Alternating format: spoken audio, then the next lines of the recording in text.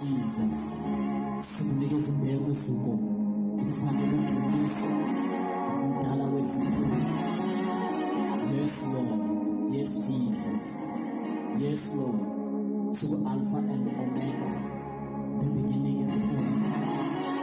Sukala nayo, sipela nayo, ufanele udumise, ufanele uphakamise ufanele egameni lenkosi Jesu Kristu. Oh, siyabonga Nkosi Jesu, nasekhulwini sizobiza lapho, sizophakamisa wena njalo, ngoba wena ufanele uhlonelwe. Baba wethu ongcwele, usabuyise zokuya uzohlala abantu bakho Nkosi Jesu.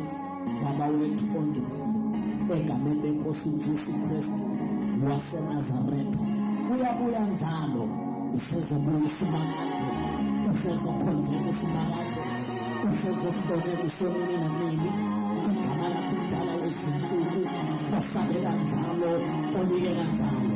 Gcwele inkazimulo, gcwele ubukhosi, amandla wakhe, ubukhosi bobakhe, ubungamusa bugcwele bakhe, egameni lenkosi Jesu Kristu waseNazaretha. Amdumise, amdumise, ambonge, ambonge, amdumise, amdumise, ambonge, ambonge, amdumise, amdumise. Ufanele udumiswa, ufanele uphakanyiswa, egameni lenkosi Jesu Kristu waseNazaretha. Thank you, Jesus. Thank you, Lord. Yes, Lord. Sofuna incwadi yabagwebi, awubambe iBhayibheli, awubambe iBhayibheli yakho egameni lenkosi Jesu. Asinalo ithuba, sizofunda the book of Judges egameni lenkosi Jesu Kristu. Ithobe nje kancane mzalwane wami, sizohamba egameni lenkosi Jesu waseNazaretha. Siyabonga in Jesus' mighty name. The book of Judges chapter 16 verse 22. Our benches drinks is nane. We give him praise. Yes. The book of Judges chapter 16 verse 22. Safuna nje kumadodo amabili encwadi, the book yesiXhosa and also incwadi ye-English. Ndikwamkele wena ubukele kulo ndawo ubukele kuyo.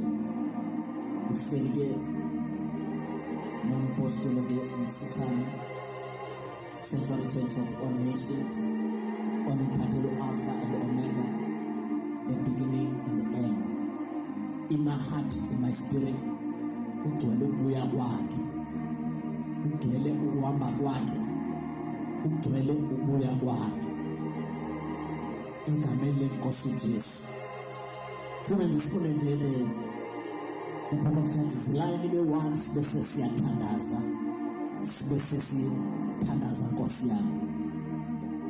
Uthi le ncwadi isihloko chapter 16, Samson and Delilah, verse 22. But the hair on his head began to grow again after it had been shaved. I can find the walk on. But the hair on his head began to grow again after it had been shaved. Uthi mayisiXhoseni, zakhi inwele zenhloko yakhe zahluma emva kokuba wayeqhekiwe. Oh hallelujah. Zakhi inwele zakhe zenhloko zahluma after eqhekiwe uSamson. Sengizothandaza nawe lithi iBhayibheli why kuqheka inwele. Apha ezinweleni zikaSamson Nkosi yami kukhona amandla. Apha ezinweleni zikaSamson kukhona ithemba. Apha ezinweleni zikaSamson kunentshukumo kaJehova. Apha ezinweleni zikaSamson kunomlilo, kunamandla kuthola igazi likaYesu. kanti iBhayibheli lithi kwafika inkunzi lakaSathana egcwele uDelilah. Lithi iBhayibheli inkosi yami endilifundayo wacela uSathana eceba ngoDelilah uba maziqhetywe inwele zikaSamson. Lithi iBhayibheli engilifundayo sizothandaza siku-Alpha and Omega, the beginning and the end. Lithi iBhayibheli uSamson were among the pillars in the temple of the Lord. Ezehleli ethandaza uSamson. Lithi iBhayibheli inkosi yami njengoba ethandaza uSamson kwakuhlezile enhliziyweni yakhe ukuthi amhlume inwele. Kwakubuhlungu iBhayibheli after eqhethe inwele uSamson aphela amandla akhe, kwaphela ukumva uNkulunkulu, kwaphela ukuva isana glory, kwaphela ukuva utshukumo kaJehova ngaphakathi kwaSamson. But into sesizothanda zihlweni ewayefisa uSamson enhliziyweni yakhe ukuhluma nokubuya kwezinto zikaNkulunkulu empilweni yakhe.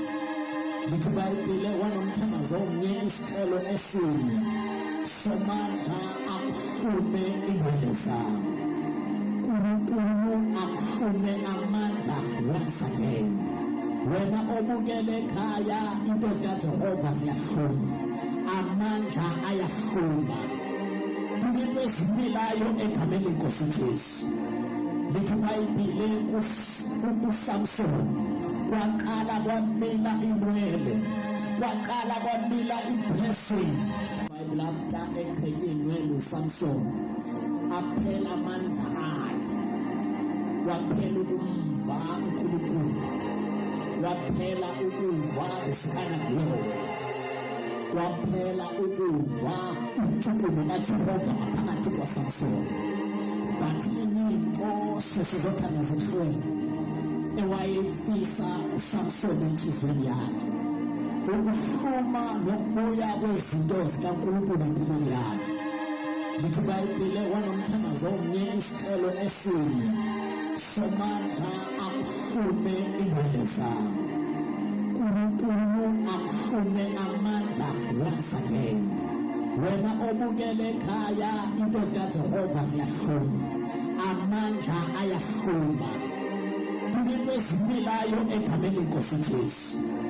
Lithi iBhayibheli kuSamson kwaqala kwamila inwele, kwaqala kwamila iblessing, kwaqala kwamila amandla, kwaqala kwamila into zikaNkulunkulu, kwaqala kwabuyisekiswa izinto nezakho into namhlanje ziyabuya egameni lenkosi Jesu Kristu. Lithi iBhayibheli next to the pillars kwaqalisa kwamila into kaNkulunkulu. Njengoba sizothandaza kunento yakho ezomila asefikanga, kunento yakho ezomila. Lithi iBhayibheli zaqala inwele zikaSamson zahluma, zaqala into zikaSamson zabuya. Lithi iBhayibheli inwele zakhe bese ziqhetyiwe. Andazi amandla wakho aqhetyiwe, angazi ithemba lakho eliqhetyiwe, angazi into yakho uSathana ayithathile. But namhlanje ndiziyabuya by fire by force egameni lenkosi Jesu. Siyalanda uzithatha uSathana, siyalanda uzithatha indlu yakho egameni lenkosi Jesu Kristu. Ndiyazilanda nomlilo, ndiyazilanda nomlilo, ndiyazilanda nomlilo, ndiyazilanda nomlilo, ndiyazilanda nomlilo egameni likaJesu Kristu waseNazaretha. Egameni likaJesu intshukumo, the Alpha and Omega, the beginning and the end. Amandla kaJehova, umlilo kaJehova, isikhali sikaNkulunkulu esihlangothi mbini esingene emathanjeni egameni lenkosi Jesu Kristu.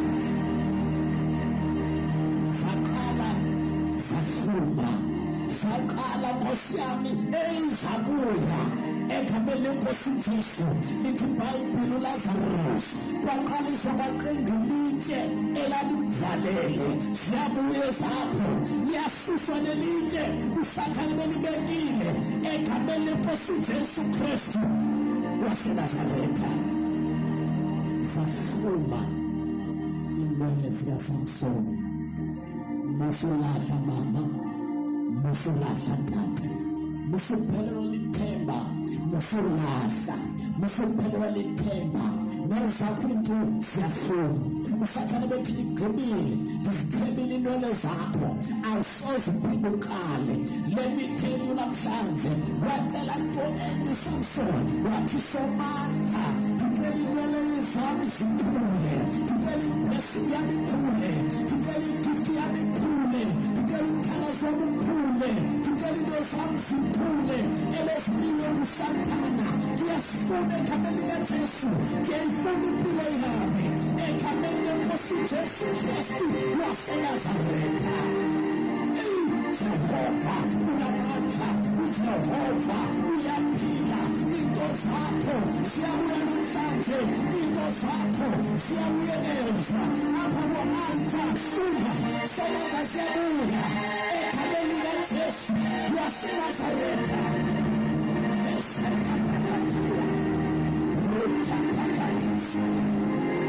Yes, Lord.